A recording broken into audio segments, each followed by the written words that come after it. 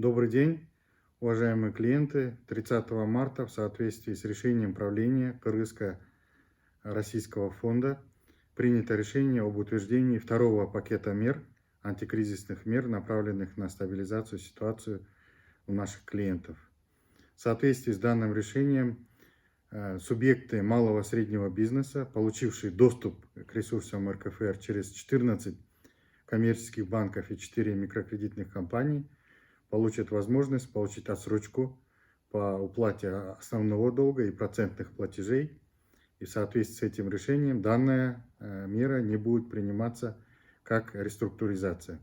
Мы надеемся, что данный механизм позволит получить нашим клиентам небольшую передышку для решения вопросов преодоления кризисной ситуации.